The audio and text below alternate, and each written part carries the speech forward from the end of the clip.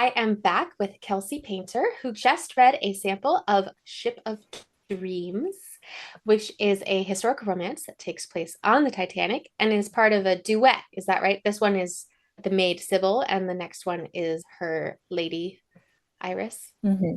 Yes. Very exciting. So, one of the things that stands out to me when thinking about Titanic romance is there's a very iconic Titanic story, and there are also There very is. iconic romance beats that we hit. And Hmm. so there's, in romance, there's like the first meeting, there's the first kiss, blah, blah, blah. We all know that. And in the Titanic, there's like this ticking time bomb of what we all know is going to happen, but the characters don't know. Can you Yeah. talk a little bit about combining those two formats and coming up with a story? So one way I sort of got around having them meet on the ship was that they were friends in the past. They were like childhood sweethearts back in Yorkshire, where they grew up. And so when they see each other again on board, it's actually a reunion instead of a meet cute. So Yeah. I got around that by having them have history already before we get on the ship. And so you get a couple of chapters from each of their perspective, and they both remember each other and think about each other. And then, of course, they reunite while they are on board. So that was sort of getting past that first beat of like, oh gosh, they're going to meet on the ship and they only have this amount of time.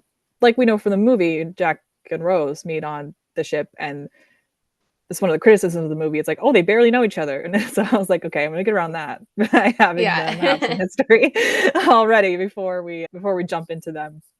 So it's like kind of just reigniting some feelings that they had in the past already. And then it was a little bit difficult because it was such a tight time frame. I mean, the ship leaves Southampton on April 10th, and by the 15th, it's under the Atlantic. So they only had this certain amount of time. And of course, it hits the iceberg the night of the 14th. So I had a lot of them, and these are both working class people. So he's an officer on the ship, she's a lady's maid. So they both have things to do for most of their day. So that's why they spend a lot of their evenings together, and they just sort of find those things that they had in their childhood while also appreciating how different they've each become through these conversations that they have every night together. So that was pretty big. And so the by the time the sinking happens, I was like, they need to be firmly together. And now the stakes are not, are they going to be together? It's how they're going to survive the sinking. Yeah, because I know working class people were much less likely to survive. So therefore, I, as the reader, am much more worried about them. Yeah, I did have Sybil be a lady's maid to a first class passenger so that they would kind of have this access to escape. Of course, things get in the way and they don't get off. And then he's an officer, so he has to get all the lifeboats loaded before he himself can get off the ship.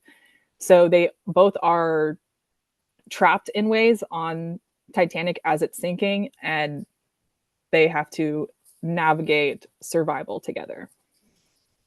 And can you tell our readers who love happily ever afters if there's a happily ever after, or do you prefer not to spoil it?